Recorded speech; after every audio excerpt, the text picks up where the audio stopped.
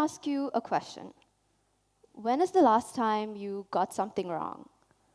Maybe you failed a test or said something you shouldn't have, made a decision that didn't turn out quite the way you hoped. Now, I want you to reflect back on that moment. And what did you think? Maybe you felt embarrassed, frustrated, guilty even. The truth is, for most of us, mistakes can feel like proof that we're not good enough. Because if everyone else around me can do it, why can't I? Well, today I want to convince you of something different. Today I'll show you that every misstep, every so-called wrong turn you take in life is not exactly proof that you're not good enough. It's not proof that you're a failure, but rather it can be a sign of growth. Today, I'll show you that making mistakes is essential to our improvement and eventually becoming the best version of yourself. And I get it.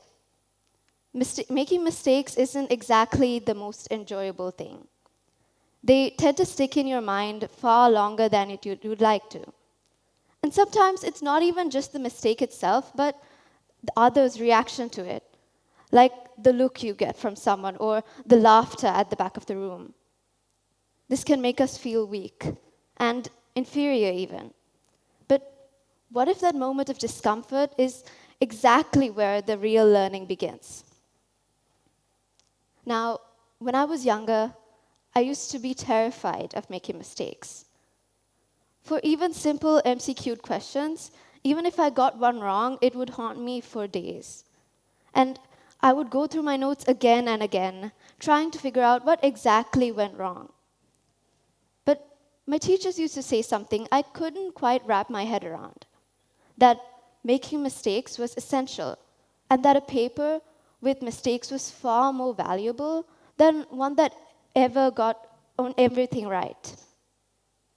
And of course, they said that mistakes expose the edges of our knowledge. It wasn't proof that you lack something, but rather it showed room for improvement. Because now that we knew what went wrong, we can choose to learn from it and change our approach.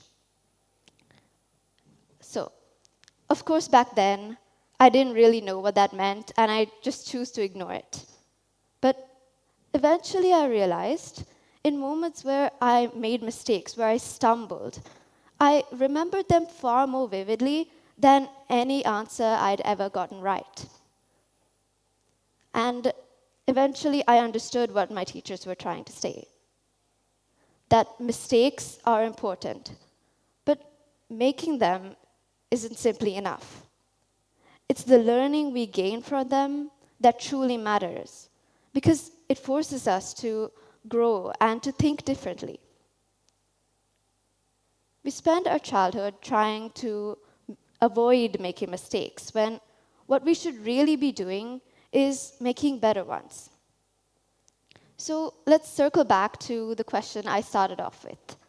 Now, I want you to recall a mistake that you made this month or maybe the past week. Got it? Now, I want you to imagine this 5 times over. Now, I know, 5 times, but think about what you'd change each try, and treat each try as an experiment. Now, as you think, as you recall these memories vividly, you improve yourself.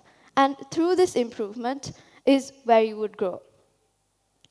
Now, let me apply this to an example of my own. Once I had an assessment, and it was very low stakes, and it was simple. I simply had to remember the slides I had memorized and explain it to my classroom. But in front of my teacher and my friends, I simply froze, and my mind went blank. It was very awkward and an embarrassing moment. Now, if I apply that understanding, I can say that firstly, what I would change is that instead of simply reciting the words that I'd memorized, I would actually explain what I'd learned by heart. And secondly, what I would change is that I'd either have bullet points written down to help me gather my thoughts in case something like that ever happened. See, now this moment I wanted to shove down and run away from because it was extremely embarrassing. But instead, I chose to use that as a learning opportunity. Now this, ladies and gentlemen, is exactly what a growth mindset is. Sorry.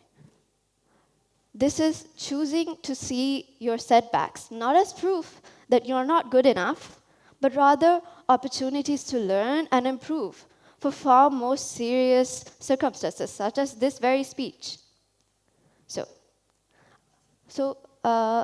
To compare with people with fixed mindsets, they are rigid in every sense. They completely want to avoid making mistakes. In fact, they don't even try in the first place. They think that their abilities are set in stone and that if they fail once, it means that they will always fail. And if you feel like you're one of these people, that's okay, because recognizing it is the first step to acknowledging it.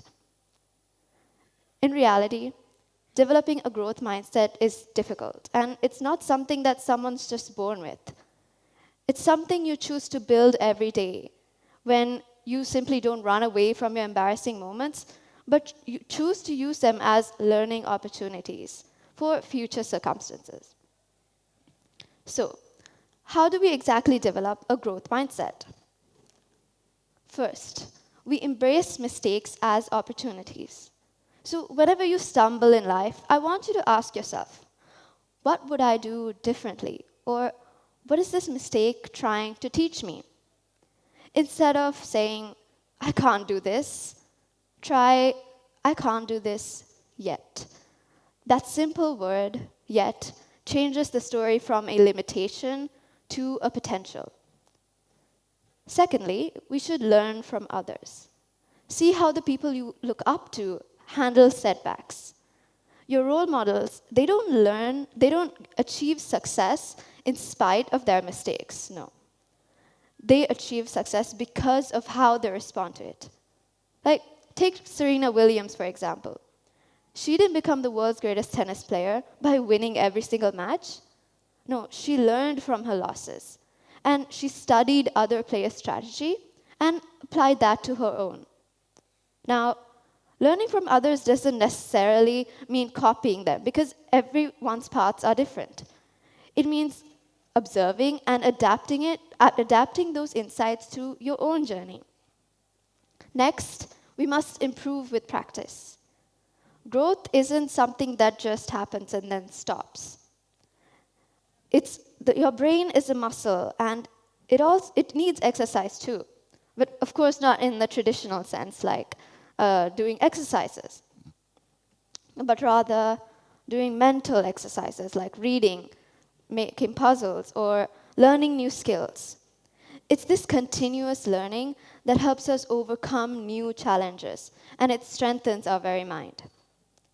Another key feature of the growth mindset is learning from others' feedback and valuing this feedback.